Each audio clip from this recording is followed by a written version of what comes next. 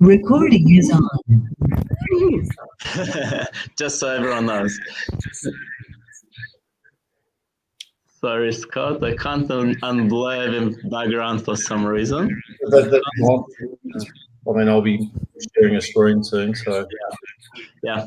Let's kick it off. Again, thank you for joining. It's a Canberra Blockchain Center organized event. We're doing it from Sebring at Innovation Network here. Maybe please mute yourselves if you don't not talking. And at the moment, everything works fine. We do these events every few weeks. I think the next one, well, now we're back in the space, and hopefully we'll continue on without too many lockdowns. Oh, wait, Steve. There we go. Hey, Paul, yes. Question. Yes, Alexa. Are we on a bigger screen, or like how is the setting from the perspective of people in the room, or if we just like we are? People in the room. I just can't unblur myself for some reason, and Scott will be sharing his screen, so it's not going to be an issue. Got it. So I can just turn my video off then. Yeah. To try. Yeah. And I'll let Scott introduce himself, but he's here to kind of give us an overview of his proposed submission for the DAOs and how it should be recognized in the Australian law. And Scott, thank you. thanks very much, and thanks for the opportunity to talk to you guys today. Just checking that I'm sharing my screen. You can see. Yeah, we can see you. Australian DAOs. Okay, fantastic. So yeah, look, I would love the opportunity to be there in person. My youngest daughter's class has had a COVID case, and so we're waiting quarantine orders from ACT Health. So I'm presenting from home. What I'll talk about today is this Great Australian DAO, the proposal that I've submitted to Senator Bragg's select committee on Australia as a technology and financial centre. And it was in response to a specific request from the Senate. It's the most mentally challenging thing I've done for you guys in this space. As you know, it can be hard to get your mind around crypto. It can be hard to get your mind around everything that's going on in this space. And then to try and take all of that and to draft sensible rules that apply to the space, it's incredibly difficult. Everything depends upon everything else. And what we set out to do with this proposal was to not generically talk about crypto regulation and to just sort of wave hands and develop principles, but to go right down into very specifically and clearly show what a comprehensive framework might look like, you know, the very specific rights and obligations. And that meant an awful lot of angst over definitions when you're trying to define the vast scope of technology in this space and come up with stuff that means something. We talk about blockchains, we talk about smart contracts and digital assets, and we think we know what we mean, but it's challenging to reduce it when you're dealing with rights and obligations. The genesis of the proposal was this: DAOs, decentralised autonomous organisations, are usually partnerships if they're for profit, or they're unincorporated associations if they're not for profit. And that means that you have unlimited joint and several liability for the participants, which is a massive problem, potentially. Hasn't been a problem yet necessarily with all of the experimentation going on in the space. But if there is a problem, that's technically where we're going to land from a legal point of view. The Senate Select Committee recognised the potential for DAOs, recognised the need for some decentralised organisation. And initially it asked for proposals for decentralised autonomous organisations with limited liability without creating a new corporate form.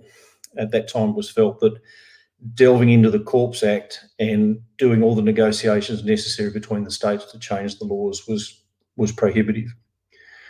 The committee ultimately reversed course, and in its recommendations, it did recommend that Australia create a new corporate form for DAOs. You see there, and everybody boogied. If you participating on Twitter or Facebook or whatever, everyone cheered. That's quite a significant recommendation. That is a very serious, tick, if you like, from the Senate, from the committee for this space. Now, I've got but yes, we're going to boogie, but I think there are issues with this. The problem, when you're talking about incorporation of a DAO, what you're talking about is wrapping the DAO inside some sort of corporate form. You're taking the code and the relationships the code establishes between its members and wrapping some sort of legal entity around it. Now, we've got an enormous range of legal, very sophisticated economy, very sophisticated regulatory environment, private companies, public companies, companies limited by guarantees, their membership organisations, no liability companies, trusts, co-ops, limited partnerships. Now, none of these existing forms suit a wrap for a DAO, and generally for really detailed ticky-touch wood points. So if it's a company, I've got to identify the directors. I've got to give you their name, residential address, date of birth, and place of birth. And if it's shareholders, I've got to know their name and I've got to know their address.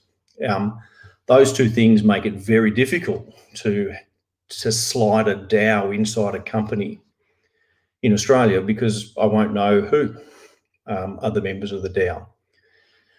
There are share redemption restrictions, so you can't just buy back shares. There's limitations on how you do that, which means functions like rage quit and people coming and going isn't as easy as you might want.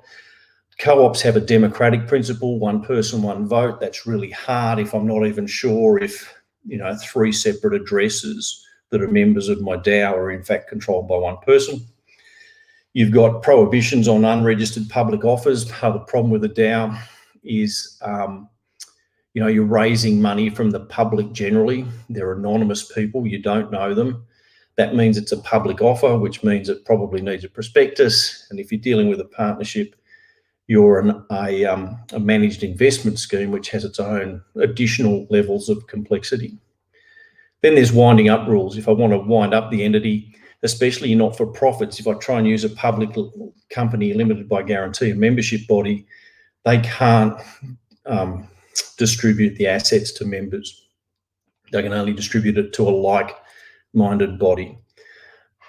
So we have these, it doesn't matter which of these vehicles I choose, I'm going to run into insurmountable practical limitations in trying to wrap it around my DAO. So we create a new corporate form, but the problem with that is that we run the risk of regulatory arbitrage, and you run the risk that the proposal bogs down in an endless series of ways of trying to prevent this new DAO thing from being just a way of avoiding all your corporate obligations and still having the benefit of limited personal liability. So if I'm going to do a company as a DAO wrap, then I need to not have to identify who my directors and shareholders or members are. I need to not have audit requirements, as most public companies do. I need to not have personal liability for trading whilst insolvent, not meeting tax obligations or super obligations, which all companies have, but that doesn't make sense for a DAO. Doesn't have anybody personally liable for OH&S compliance. This is a real problem. Occupational health and safety, directors have personal liability for ensuring that all steps are taken by their entity to address OH&S risk. So a DAO that employs is really exposing every member in Australia to personal liability under OH&S. You'd have to exempt liability for that somehow to make that work. There won't be preferential rights for employee benefits on winding up. A company, when it goes broke, unpaid employee benefits, there's a priority for those. There's a relation back period for insolvent trading. So if the company goes broke, the liquidator can get back certain transactions. You're not going to be able to do that with a DAO.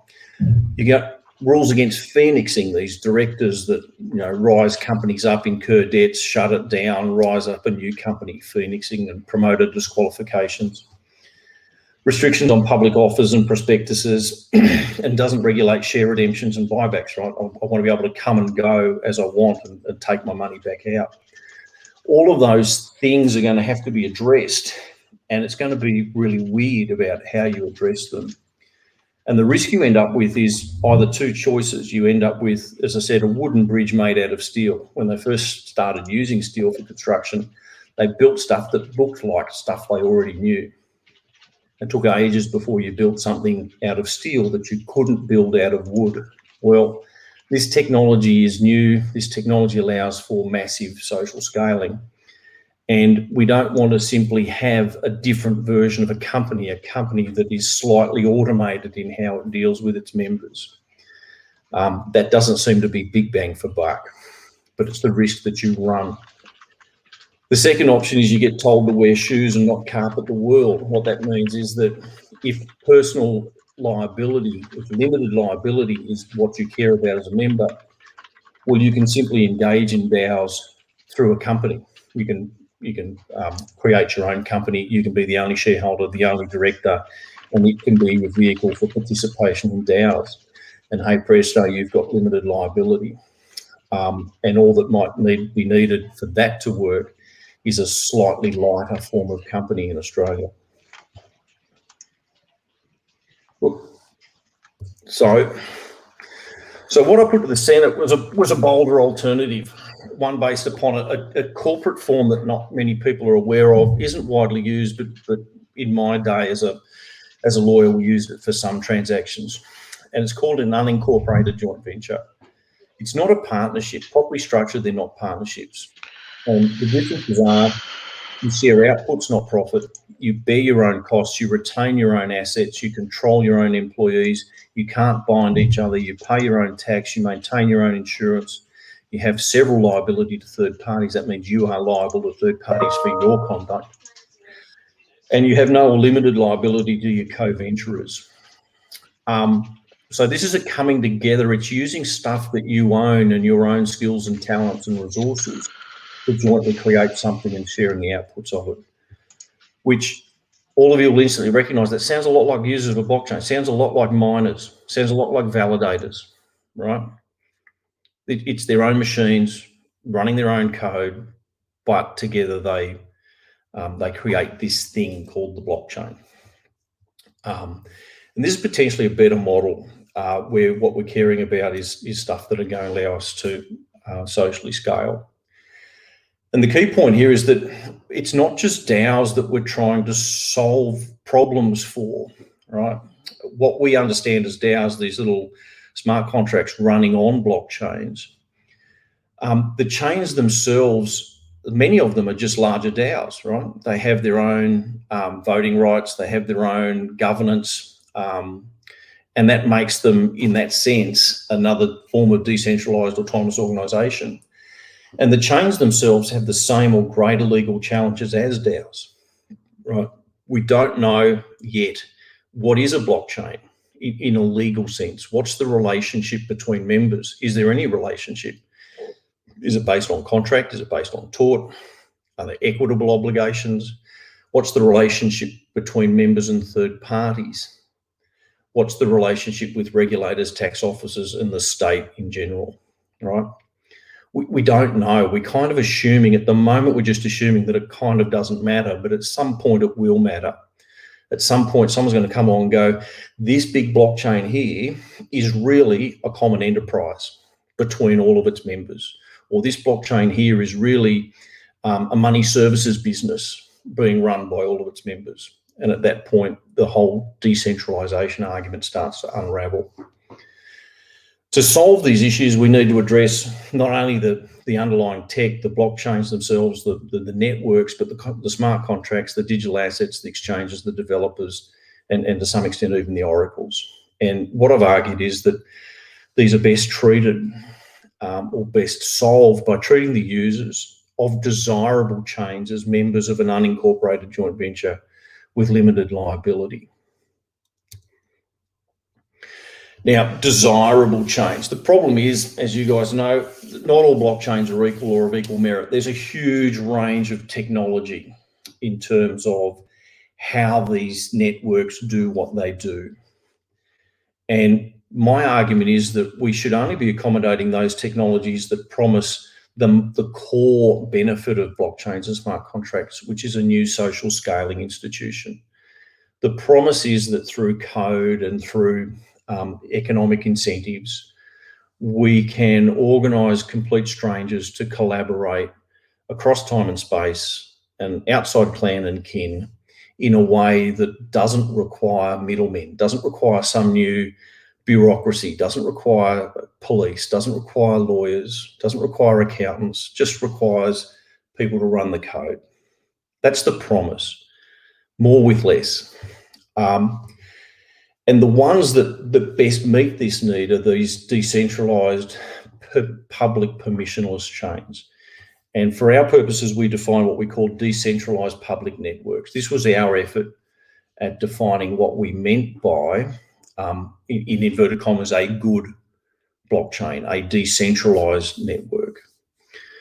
You know, it runs on multiple computers. It's got some mechanism for maintaining a canonical state between those multiple computers. The code is open source. You're using public key pair cryptography or similar authentication scheme. And anyone can become a user of the network, even if not all users have the same rights.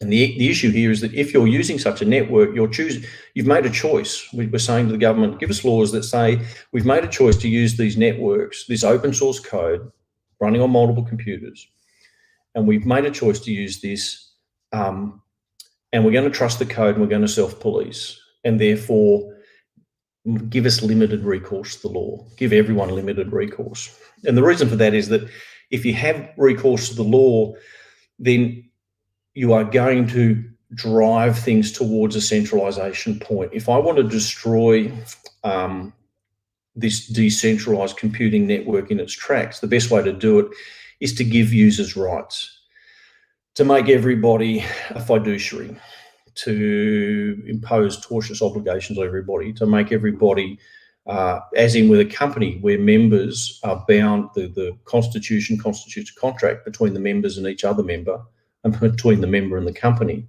If I do that with the code of a network, then I'll bring it undone in time as people sue because of unsatisfactory outcomes that they got from the network. So the nature of your DPN, they're not legal entities. They're not, and we're trying to say they're not ventures or partnerships, right? The point is to prevent the law from treating them as involved in a common enterprise.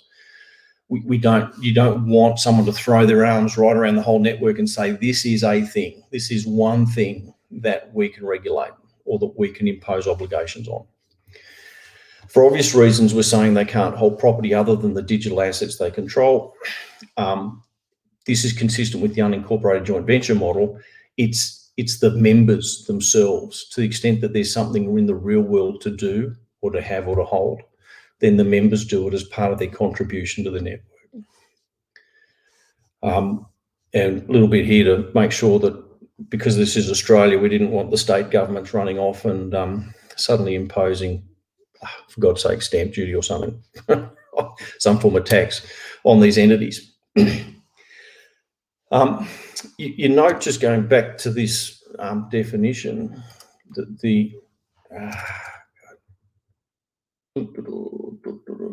this is objective, right? The whole point here is to try and come up with definitions where you know yourself if you are meeting them. You don't have to go to a court, a judge, a barrister, or wet your finger and put it in the air to find out whether you're covered, right? These are all very objective states that you know your network is decentralised.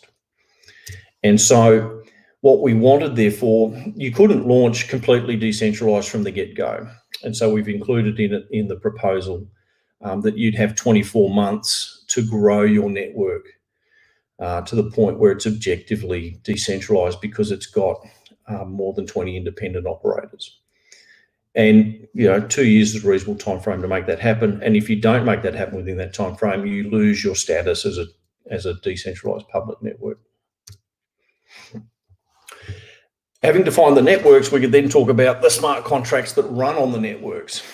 This was a very difficult section of the paper to write because there's so many different forms of smart contract. Again, we think we know what we mean by these things, but in practice, there's a wide variety of code working out there.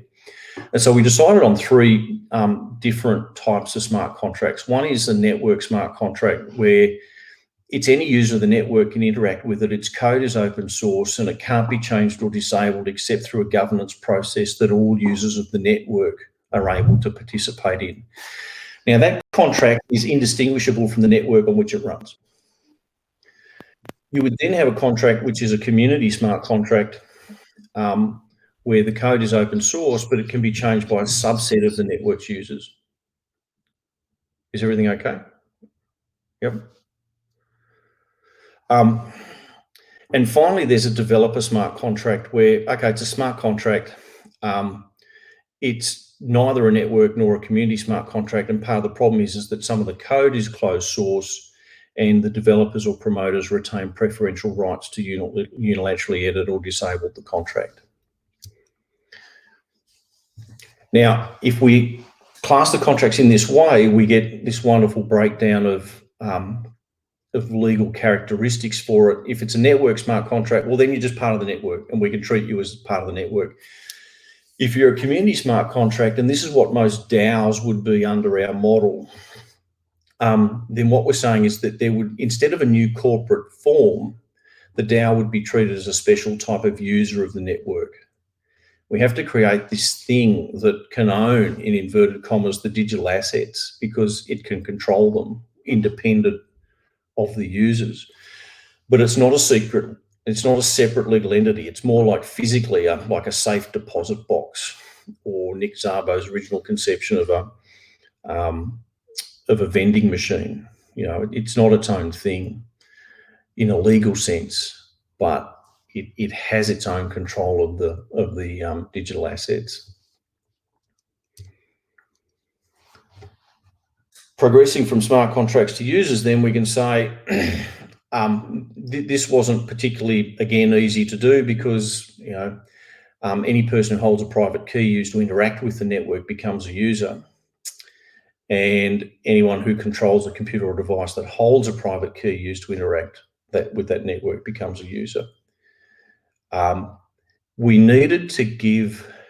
We think the law needs a bunch of assumed risks that we can say, if you're using these public decentralized networks, which we want you to use and we want you to develop because they promise improved social scaling,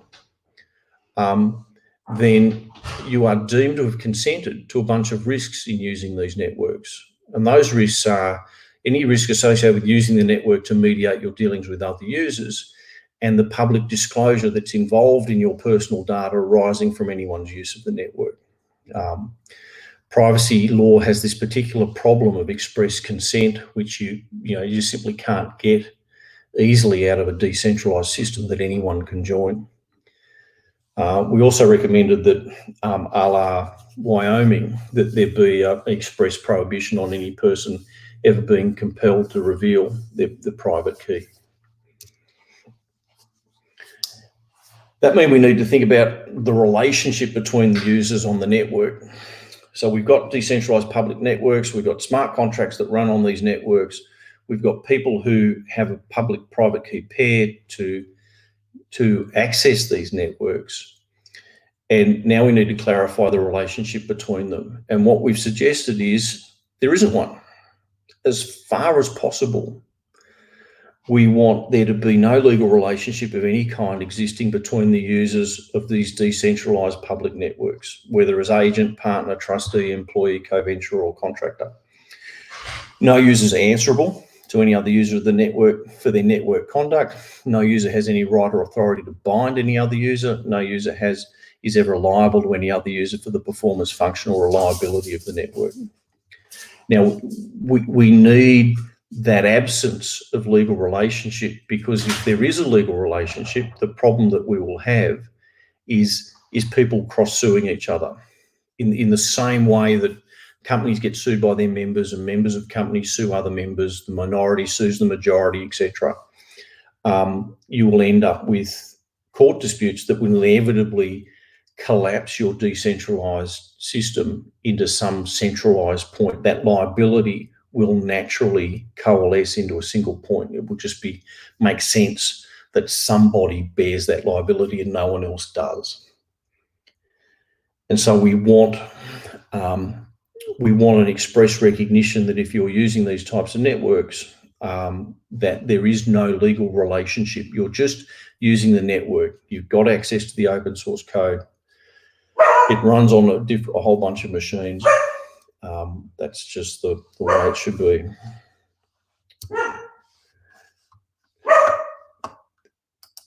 Sorry, guys, I've got the girls let the dog out, and I'm just going to have to.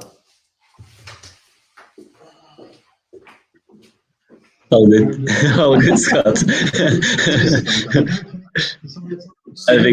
I'm sure everyone's used to that by now. Yeah, Baby's jumping out. Little cameo there. He does it in every Zoom I've done. Yeah. So liability to third parties, right? So members, there should be no liability to members, right? Everybody using the system is making a choice to use the system. What about third parties?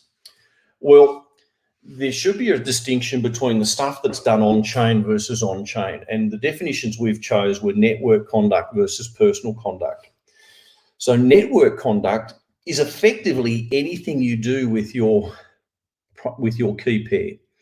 Creating or destroying a key pair or any similar analog for ceasing to be a user network, operating a computer on the network, that's being a miner or a validator, running a node, using or refraining from using your private key to cryptographically sign and submit a message, and deploying or using a network smart contract or community smart contract to the network. Notice we excluded developer smart contract from network conduct, all right?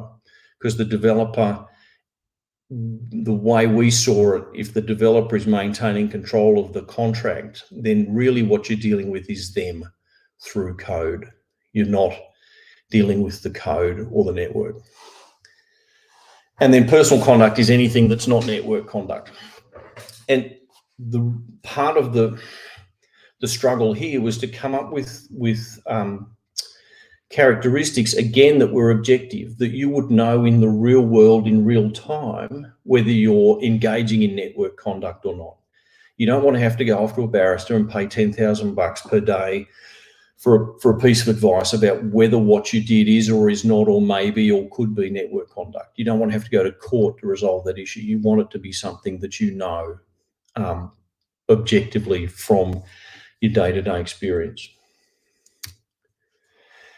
And so if we split things up in this way, then for non-users, a user of the network is not liable in civil law or equity to a non-user of the network for any kind of loss or damage arising from their network conduct, from any other user's network conduct, or any other user's personal conduct, right? So for people who aren't users of the network, who aren't inside the tent, you've got no liability to them except for your own personal conduct.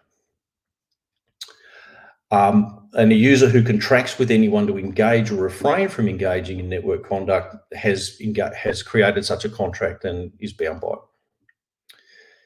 it. And to the extent that they've engaged in any network, the contract is that they will engage in network conduct, they will take or refrain from taking that network conduct. So we're trying to deal with the situation here where you've reached an agreement with a third party about a transaction that you would do using your public-private key pair on the network. So it might have been a promise to transfer some assets from one account to another account, and you haven't come good on that promise. Well, you'd be bound by that promise because it's an external obligation you've entered into about how you would exercise your rights on the network.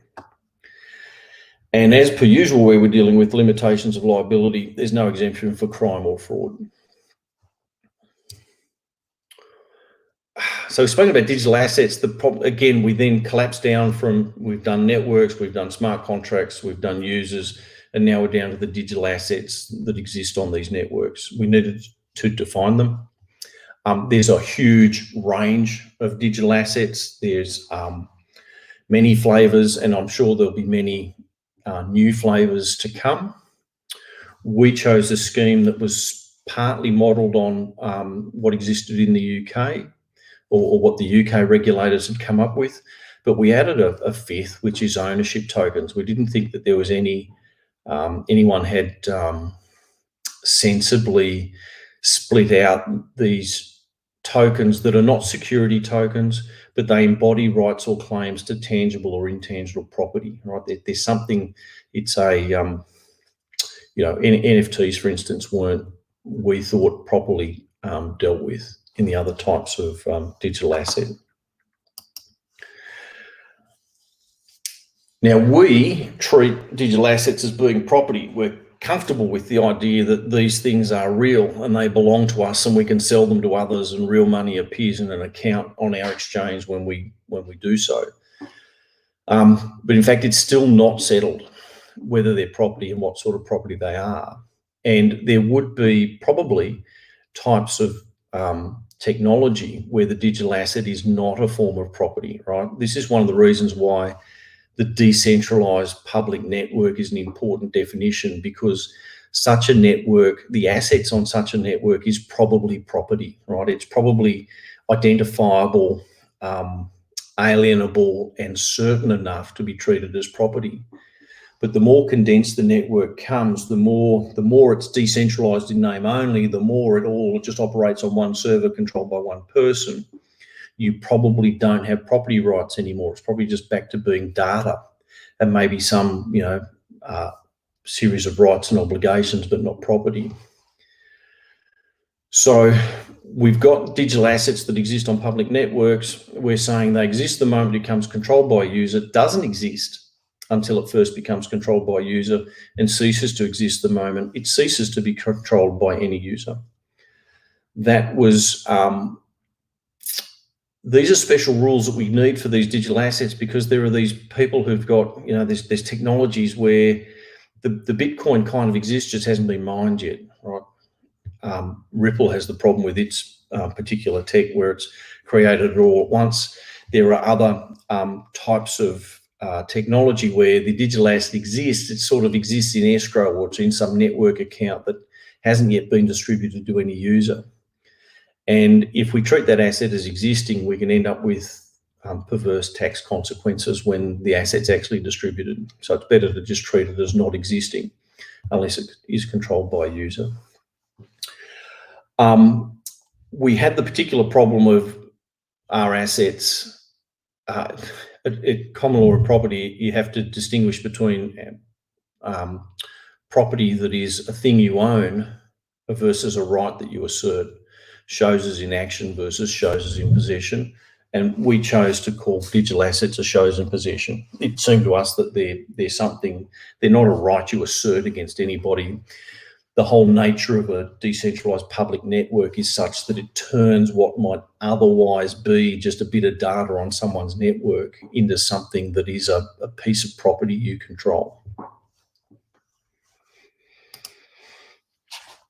And so we had to talk about control of digital assets. Now, we talk about not your keys, not your coins. And do you know what? It's not true. The whole problem, once you start calling these things property, is that there now needs to be a distinction between ownership and control. Because it's quite possible that you own something that you don't control. And it's quite possible that you control something that you don't legally own. So we needed to have some rights and obligations around that, and basically work out what control means. This analog for a user having exclusive independent control of the digital asset or the access rights associated with it.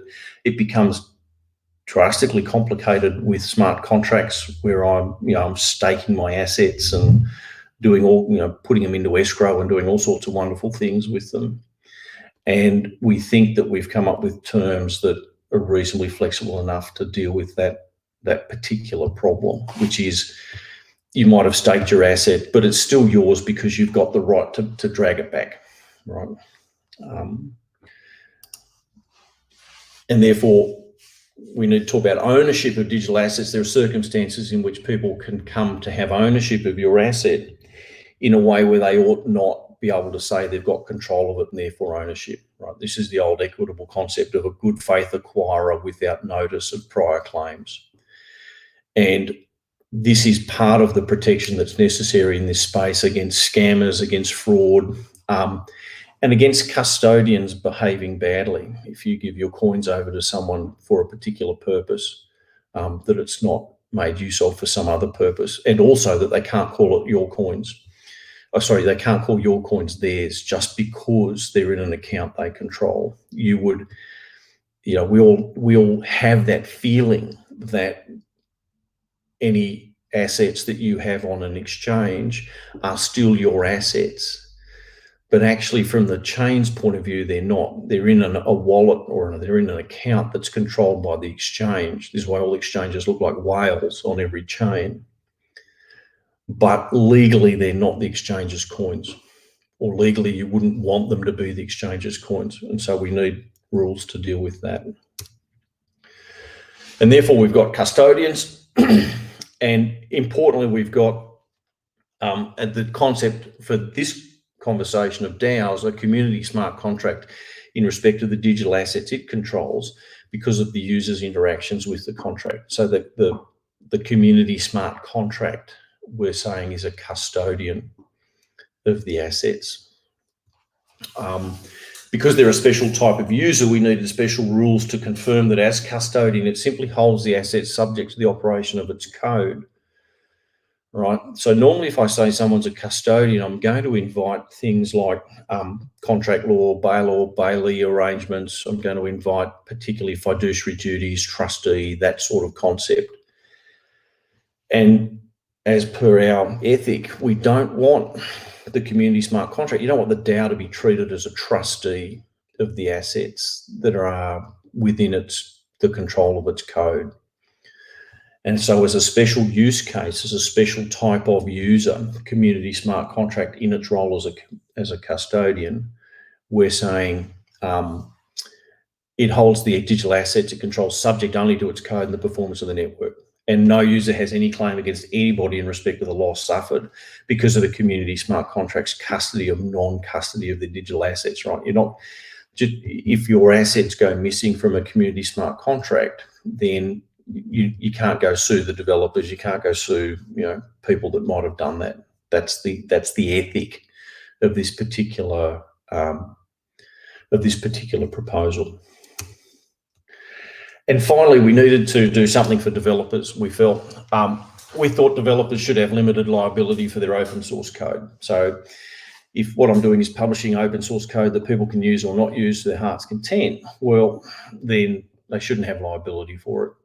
There is a view, I call it a fringe view, but there's a view that developers should be fiduciaries, and we're firmly saying no, that shouldn't be the case. It would mean that developers of open source code running on decentralized public networks have more liability than Microsoft ever had for its blue screens of death, which seems crazy because you get no insight into the source code. And if you do impose obligations on developers, then you would inherently centralize the industry because participants simply sue developers for unsatisfactory on-chain outcomes. And increasingly, every chain would then become a business launched by, controlled by, run by a developer. Why? Because you're a fiduciary of everyone using your chain. You may as well own the thing. You have to own the thing.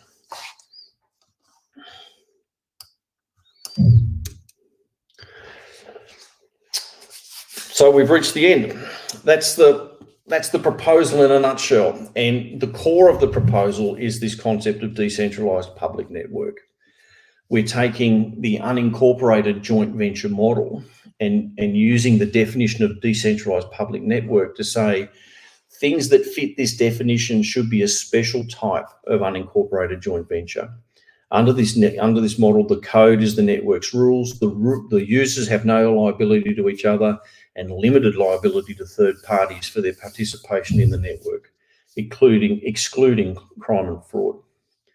And what we're trying to do here is reinforce that because you're using a decentralized public network and because of the inherent requirements of such a network, users have made a decision to rely upon the network's code and not the law, and they should be left to that reliance. If we don't leave people to that reliance, then we're not going to get this social scaling benefit, this ability for strangers to collaborate that we are promised by this technology. We'll get some sort of crippled version of it.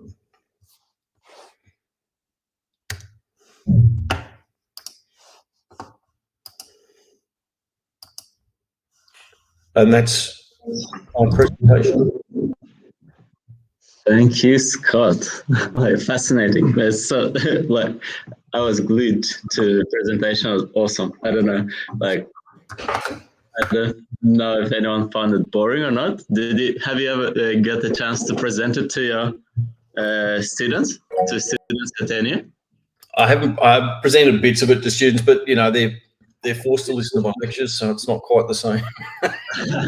No, I find it fascinating. It's such a great work. I think, yeah, I don't know, like really, really detailed, and you did think about a lot of, like, it's very detailed. It's you did unpick the whole system. So I think we'll open it up for for questions. Maybe we'll do the room first, and then we'll go into online. I know Alexa said he wants to talk, but let's see if anyone has questions in the room here first.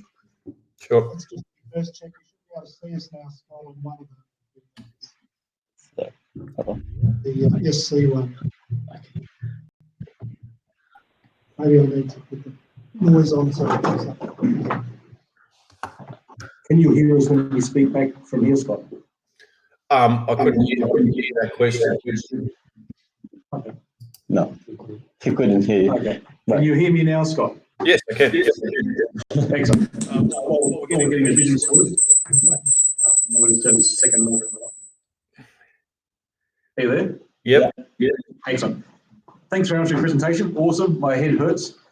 When you were discussing this with the politicians, were they and you guys imagining that the participants in the DAO are only in Australia, or are they concerned about non-Australians getting involved in the Australian thing and how that interacts with the real world in Australia, or were they taking a genuinely global borderless perspective?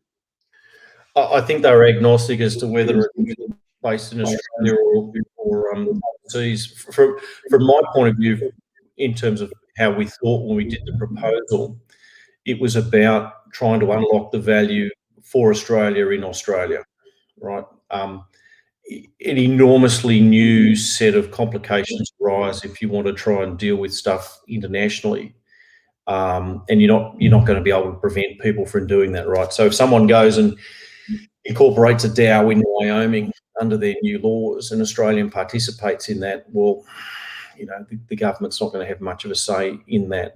What we were trying to do here was, let's assume that there's,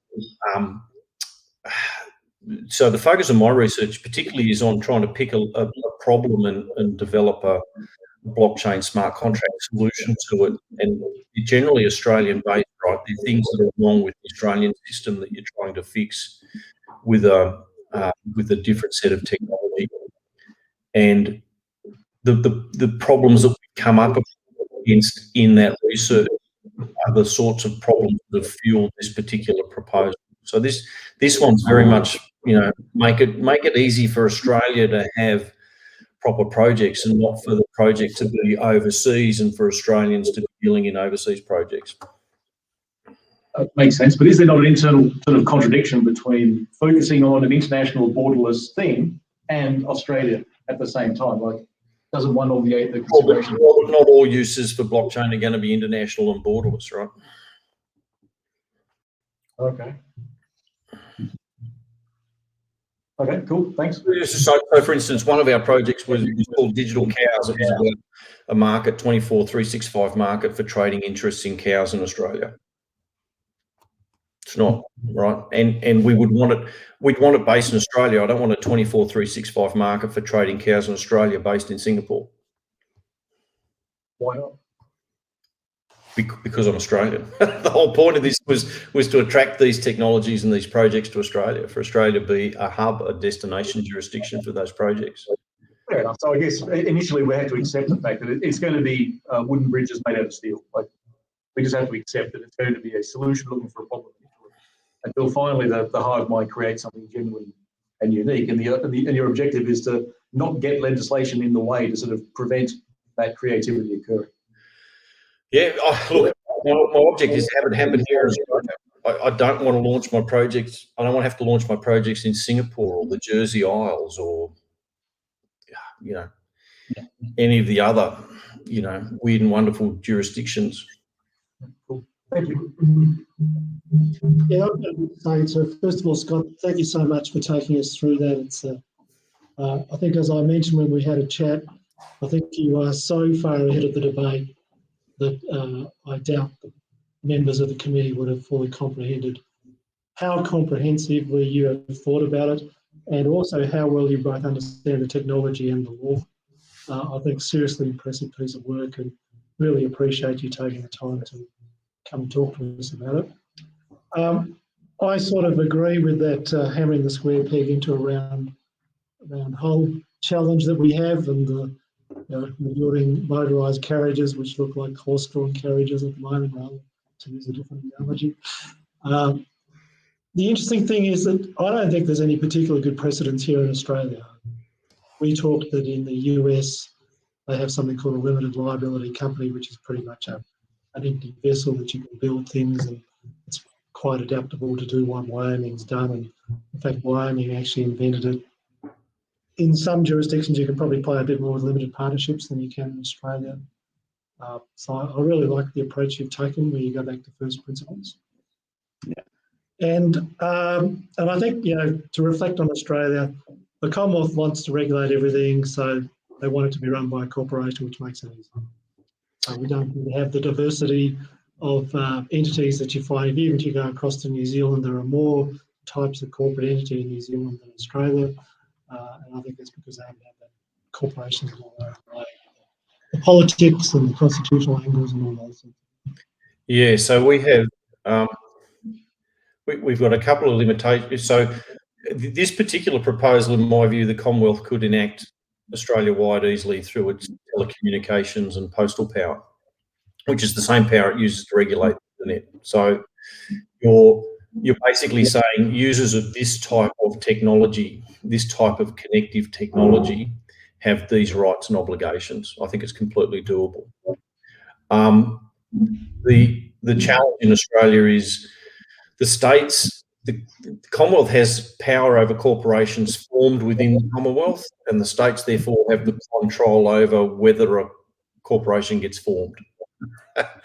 And they've come together to create the Corps Act finally, after many years of each state having its own form. So it's very hard to change and give new corporate forms. And we do, so that concept of better to wear shoes than carpet the world, that's that LLC proposal. You would look at having some kind of really simple corporate form that individuals could wrap themselves in.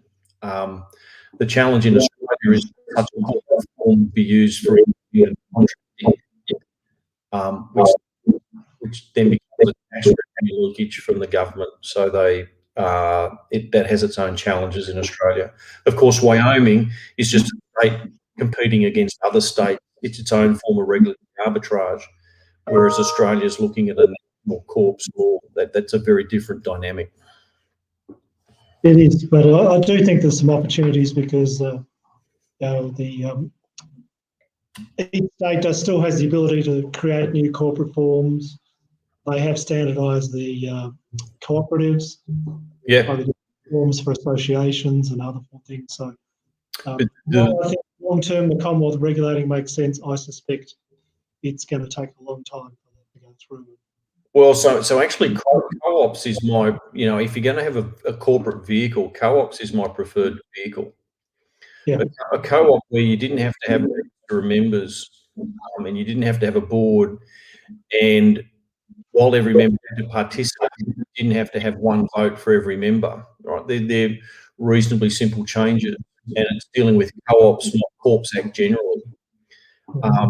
That seems to fit the whole ethic of this space, right? Is that, you know, you run a node, you're a contributor of the network, you're doing stuff, you're not just a passive, holder. You're meant to be an active community participant. And I think co-ops, adjusting co-op, you know, if it's going to be a corporate form, then I would fiddle with the Co-ops Act before I fiddle with the Corps Act. Yeah. And on that basis, I do think there's an opportunity perhaps to do things here in a very small, agile jurisdiction in Canberra. And perhaps one of the things I'll say is, can you think about how we can help? Because this Sebring is actually connected to people who want to make this place a place of innovation. So there are a few doors that can be opened. And I had perhaps a couple of other points just to make before I wrap up. I know I've been talking a bit, but you sort of hit on something I've been particularly interested in. And as you know, I both understand blockchain. As you went through that, what I really liked about it was you went back to first principles, and I'm thinking of the time when companies were very first invented, where they had to actually hammer those things out when they had the East India Company and the Dutch, or the British East India Company, the Dutch East India Company. That time was when they had a new technology called the printing press. And there's a very good book by Noel Ferguson who says, this electronic age we're living in, we are about 10 years into the invention of the printing press to see how it impacts on everything we do. And I think your thinking is actually, it's going to take a while to, it's going to be a real underpinning to future thought on it, because everyone's still trying to, like you say, build wooden bridges out of steel. It'll take some time, right? And no one's doing.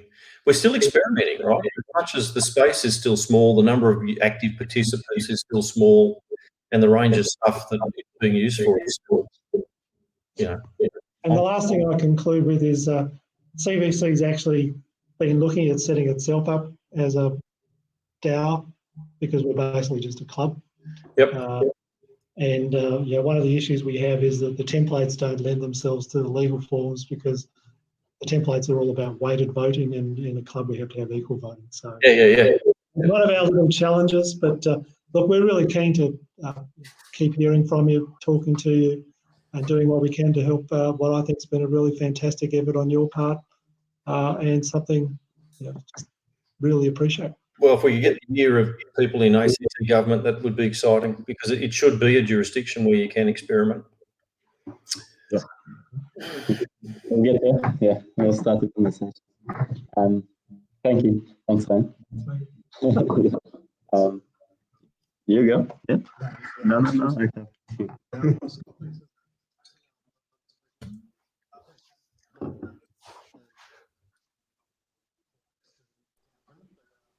We can't hear. I can't hear.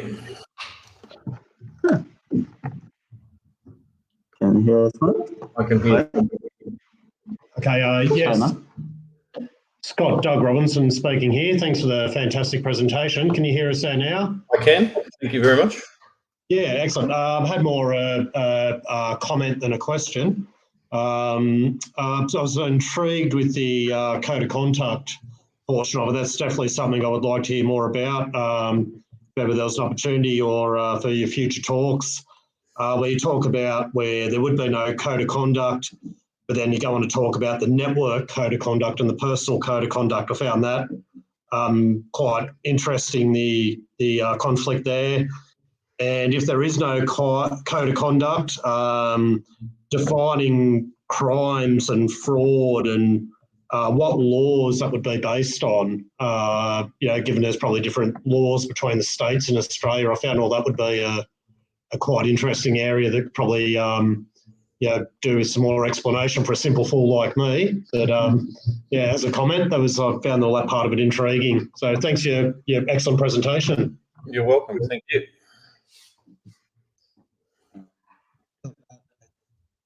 Thanks, Doug. Just call again. Just a few things.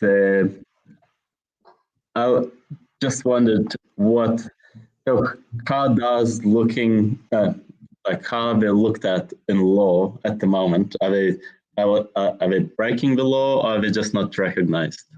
Sorry, is who? Just like Australian DAOs. So there's like let's say Flamingo DAO that they have as an investment group, they buy NFTs for their members, and it's kind of an investment vehicle for them. So because they're obviously a DAO, they're not registered anywhere. So if something like this, would they be breaking Australian law, or are they just not recognized as anything? So it's not the law abhors a vacuum, right? So one of the problems when a client comes in is you're trying to work out what does the client's relationship fit into. Because if you can't work out what it's going to fit into, someone else is going to come along and shove it into the wrong box. So without particular DAOs, the problem that most DAOs have is, to the extent that what you're doing is getting a whole bunch of strangers to contribute money into a pot, or money's worth of something into a pot, for the purpose of investing, right? That's just a simple cash box investment, like, you know.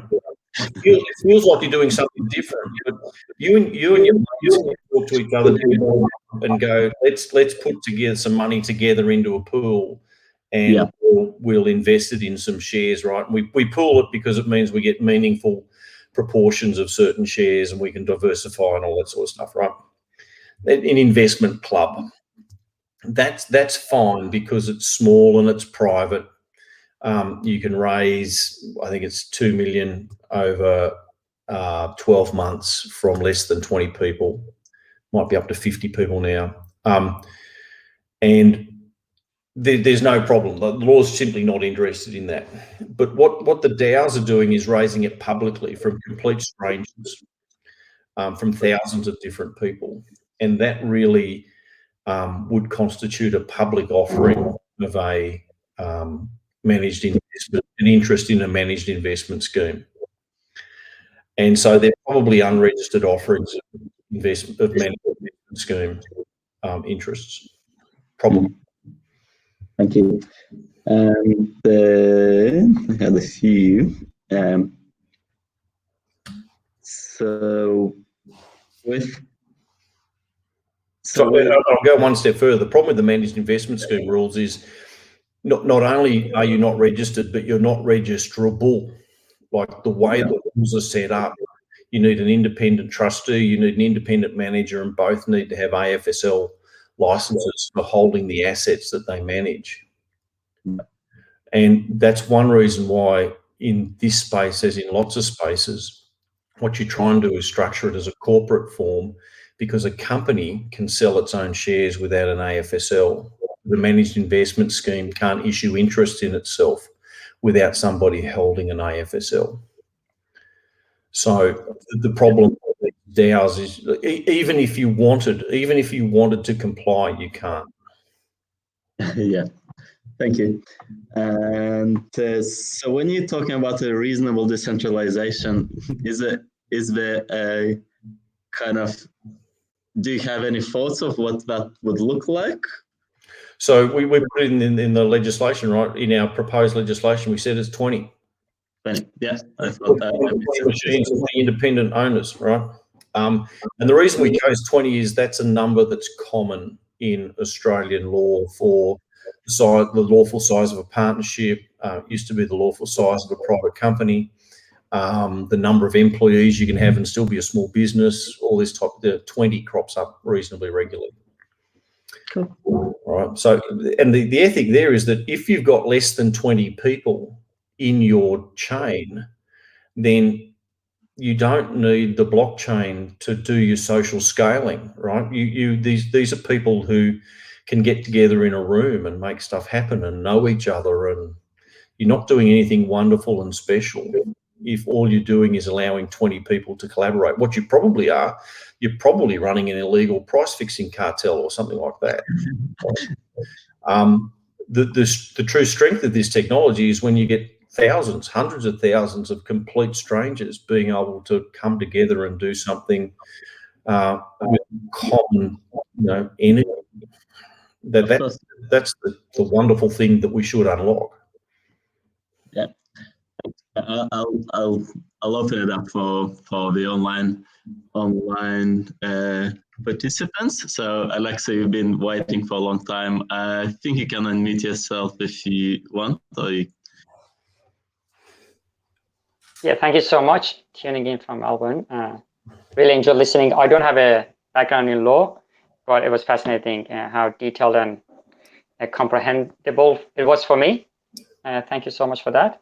So you may have mentioned it at the very beginning, but I just wanted to clarify so I understood that correctly. This was a proposal to the select committee in the Senate, and they came up with a recommendation. But what does that mean with legislation? So there's already, they haven't worked on a bill yet. Is that where it is at? No, they haven't worked on a bill. So the actual timeline was we were invited to present there was a bunch of academics who got invited to give evidence based upon their submissions to the Senate Select Committee on the 27th of August. At that hearing, we were able to convince the committee that there should be some form, DAOs should be recognised in some way. There needs to be a type of organisation suitable for these decentralised entities. But the statement was that a new corporate form isn't likely in Australia, so come back with a proposal that involves no new corporate form. And what I submitted in reply was this proposal, which completely tore things back to basics, to be able to say this is how you would do it if you weren't going to create a new corporate form. And in the process of doing that, what we realised was that, hey, this is probably how you should do it even if you can create a new corporate form. And what the Senate then did was issue its recommendation and said, and turned, it's obviously consulted with departmental officials and been told that a new corporate form is possible. And so their recommendation was for a new corporate form. Now, the fear that I have, there were many in the industry calling for a new corporate form. The fear I have is that it will die a death by 1,000 cuts as you try to prevent regulatory arbitrage, as you come up with a new corporate form for DAOs that can't just be an abused form of company. Thank you. If I may have a follow-up question as well. Now Sure. that I understood better, thanks. So now, because I didn't know about it, so I didn't had a look at your profile. In terms of your work in the university, so is this now a central line of work for you? And how are you going to continue in this conversation or generally on DAOs? So yes, this is part of my research. This will be, part of what we push for. My research is about, for those who don't know, I'm part of Ripple's Newbury University Blockchain Research Initiative. That's where I get my funding. And the focus of my research is, people say blockchain and smart contracts can do all these wonderful things. Fine, let's pick an area and see if it's true, and spec up a white paper and potentially some working code to see whether this is true or not. And in that process, you discover what works, what in theory works, doesn't work, given the code, given how the code has to work, it doesn't work. You can't make it work with the law, and so you realise where those friction points are and where the law needs to change. The big project we're currently doing is we'll be launching a layer 2 smart contract solution called Evernode, which is based upon all of the problems we've suffered in our research, all of the limitations and restrictions of existing smart contract platforms. We've got a solution that stitches any number of Linux machines together into mini blockchains that allow smart contracts that can run, anything that those Linux machines can do individually, they can now do in concert, maintaining a canonical state. And so, unashamedly, that had to feed into this proposal, right? We needed, because we've got a piece of tech that's very different from what's out there at present, we needed to come up with definitions that put its arm around not only existing chains and existing technology, but also our own, and how it would operate. So we'll be not only a very interested participant in this debate going forward, but you're going to see an Australian-based layer 2 global permissionless smart contract chain composed from the XRP ledger around about this time next year. Thank you. This is great. I would have follow-up questions, but I'll leave it for now to the other users. Thank you so much again. Sure. That's awesome. Anyone else online have a question? Okay, Mark has one here. Oh yeah, thanks, Scott. That project work sounds absolutely fascinating. We look forward to hearing more of it. Hopefully, have a few beers one day in real life once you. I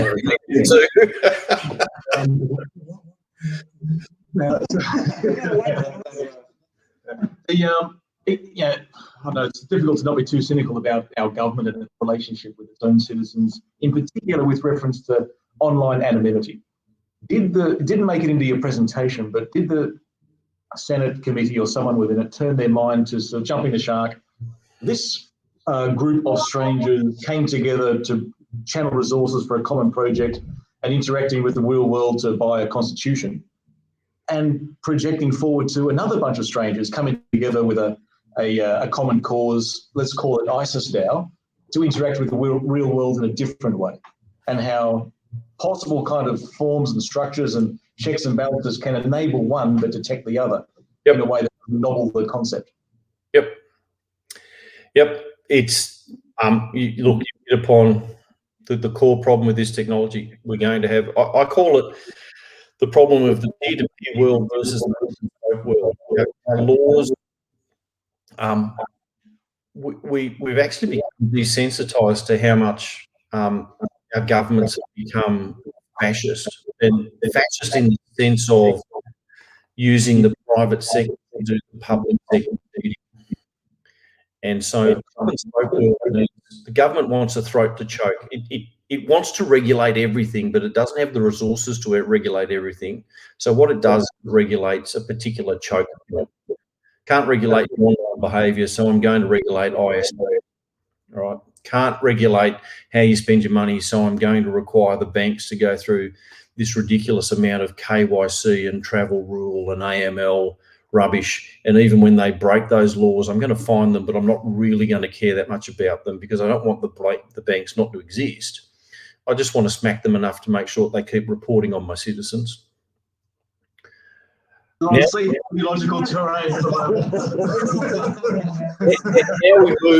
move to a peer world where between now and the revolution, what can we do? it doesn't work, right? So now you've got peer-to-peer, and I had a very interesting paper that I worked on. It wasn't my paper; it's a student's research project that I assisted with, where they were looking at KYC. And part of the recommendations were, in this peer-to-peer world, there's just different ways of regulating. You don't do impose obligations on points. What you do is you incentivize bounties, right? A lot of these online communities already have dedicated people hunting out fraudsters and pushing blacklists and tracking coins from tainted account to tainted account in exchange, and then reporting it to the exchange, right? All of that can be mobilised without needing KYC, without needing different ways of achieving the same thing. But we are going to have the government struggle. There's an ideological leap to outsource that to the citizens rather than outsourcing it to corporations. Yeah, and incentivise it, right? All you need to do is something like, if you're a reputable blockchain research or blockchains analytic company, right, that if you publish a blacklist, then regulated exchanges should accept coins for it. Of course, seeking to avoid Stasi DAO, where we're sort of reporting on each other relentlessly. So well, it's it's the inherent problem. So this is, if the government wants to embrace the technology, then that's the deal with the that it's going to have to make, because if it doesn't make that deal with the devil, it just simply won't get the tech. Absolutely. Thank you very much once again. If you want to establish a project, then you can pay a lawyer in Australia, $100,000 to give you advice that sort of says maybe you could do it this way, or I can set up in Singapore. Like, it's just, I made that point to the Senate. It's like you've got an endless series of difficult, complicated legal questions which have answers, or set up in Singapore. Take your pick. Well, to that point, the biggest startup that's come out of the halls of this place, which is under-recognised, is now in Singapore. So I don't know if you know of Ren. Yeah, Ren. Yep. Based in Singapore, ANU students had various issues with ANU at different times. And billion-dollar company. Yeah, and not a single person will be told to launch in Australia. Yeah. Like, you go shopping your project, there's not a single person will go, the jurisdiction you choose is Australia. Just on that point, I mean, we've kicked around a few things in our discussions here, and a few people have seen I've actually got 10 points of law reform I think the Territory could actually do, one of which is that sanctity of your keys point that you've got in yours. Some of the others get to a right to a digital identity that you control, which I think is also another thing that blockchain can actually deliver. So maybe we can have a longer chat about that, because I do think the one advantage of Canberra is the local jurisdiction has a lot of flexibility, and they're open to new ideas. And we have a Human Rights Act here, which we can leverage off. We have benefited from. We don't have to show our vaccination certificates, unlike in Queensland. And so, yeah, I certainly look forward to some future conversations around that. Probably delighted to get involved in that. Cool. How about we'll wrap this up with this amazing presentation and a chat after. It's been we've had you for a very long time, and thanks for your time. But yeah, look, this was one of the best presentations we had this year. I'm pretty sure most of the people can agree with that. And yeah, I'm looking forward to the further conversations, and hopefully we'll start something else in ACT and ACT reform, and to make it into innovation space where you can actually come and innovate. Thanks, Scott. Thank you for the opportunity to present. As an academic, it's delightful to be invited to share your work instead of being read by two people, one of whom's down the hall. Well, Scott, the other thing we talked about while everyone's listening, I think you say you've got students who are doing blockchain-based white papers. We are an open audience to listen to those. Yeah. Well, next time I should be able to turn up in person. So. Yeah, yeah, for sure.